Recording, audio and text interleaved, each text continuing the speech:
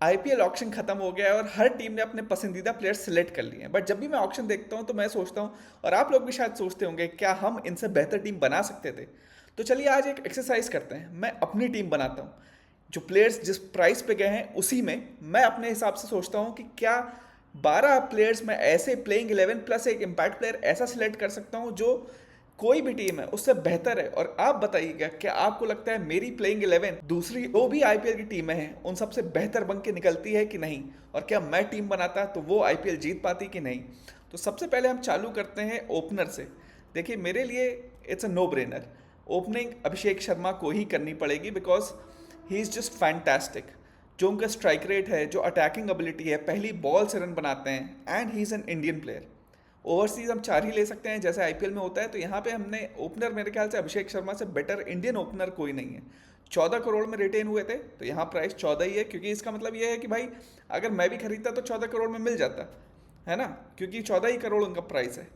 वैसे ही उनका पार्टनर मेरे हिसाब से रहेंगे क्विंटन डिकॉक। अब देखिए, आईपीएल टीमों ने मेरे हिसाब से थोड़ी गलती की है कि क्विंटन डिकॉक को सिर्फ 1 करोड़ में मुंबई इंडियंस जाने दिया।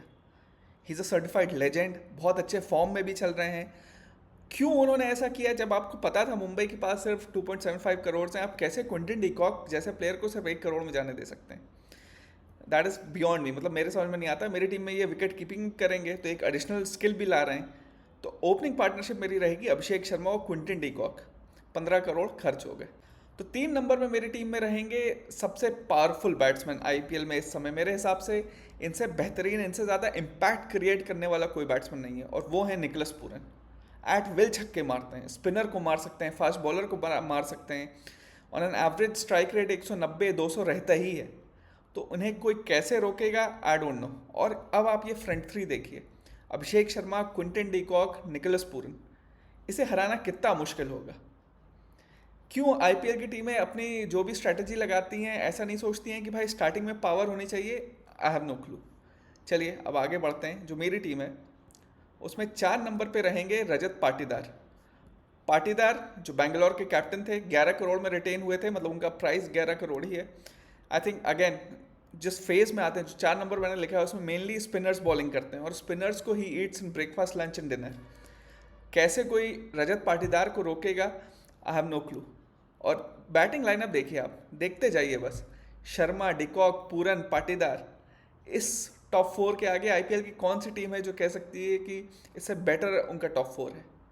फिर 5 नंबर पे अगर हम देखें तो मेरे टीम के कैप्टन जो रहेंगे वो हैं हार्दिक पांड्या।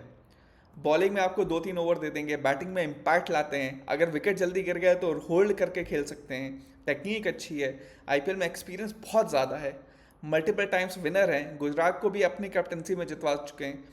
16.35 करोड़ में I think he is totally worth it.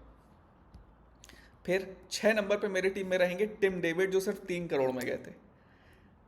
इसीलिए मुझे लगता है कि आईपीएल की काफ़ी टीमें दिमाग से पैदल हैं, ज़्यादा प्लानिंग करती नहीं। आप कैसे टिम डेविड को बेंगलुरु को 3 करोड़ में जाने दे सकते थे?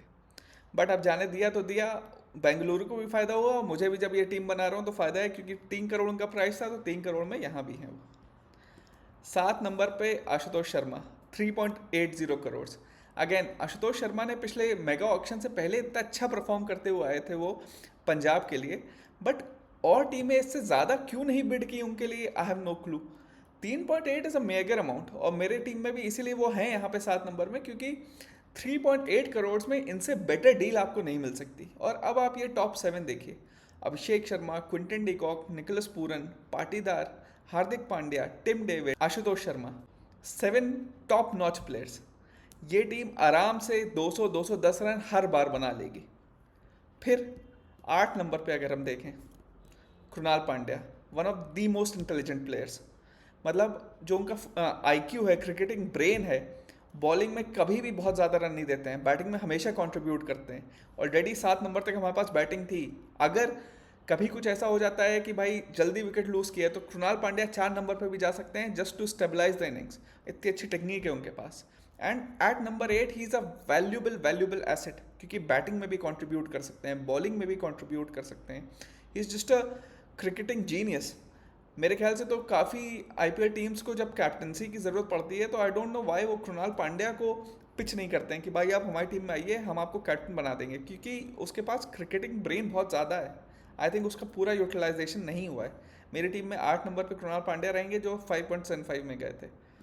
फिर 9 नंबर पे संदीप शर्मा रहेंगे, again one of the under rated players of the IPL.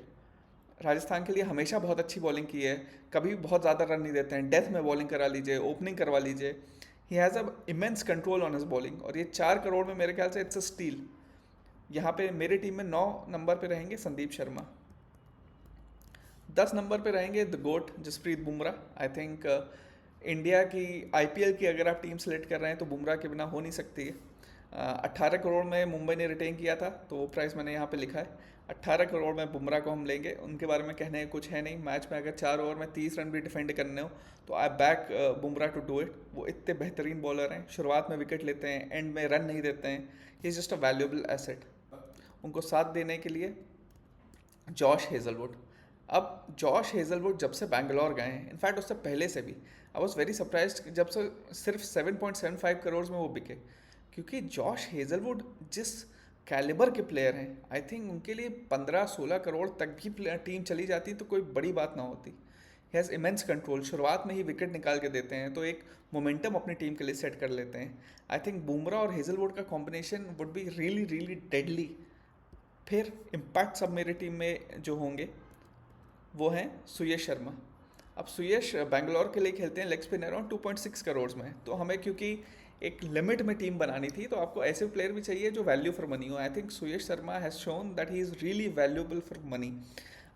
Leg spinner हैं, बैंगलोर के लिए पिछली बार बहुत अच्छी बॉलिंग की है। स्पिनर हैं तो लेग स्पिनर हैं तो अटैक पे जाते हैं, जनरली विकेट्स लेने के लिए देखते हैं, और वही आपको चाहिए क्योंकि डिफेंसिव बॉलर्स आपके पास बहुत अच्छे अच्छे हैं। संदीप शर्मा, बुमराह, हेजलवुड, ये ऐसे बॉलर्स हैं जो रन नहीं देंगे, तो विकेट लेने के लिए आपके पास सुयश शर्मा जैसा होना चाहिए जो ओपोनेंट के प्लेयर्स को ल्योर करेगा कि भाई हमारे अगेंस्ट बिग हिट मारो, और then he will have the chance to pick up wickets. तो अब आप ये टीम देखिए, 114, 115, 36 करोड़, 47, 63, 66, 69, 74, 78, 86 और ऑलमोस्ट 108, 109 करोड़ में ये पूरी टीम बन के तैयार है। 11 करोड़ अब भी आपके पास बचे हैं जो आपके बाकी 7 या 8 प्लेयर हैं जो स्क्वाड प्लेयर हैं उनको खरीदने के लिए। और अब आप देखिए इस टीम को, क्या आपको लगता है कोई हरा पाएगा?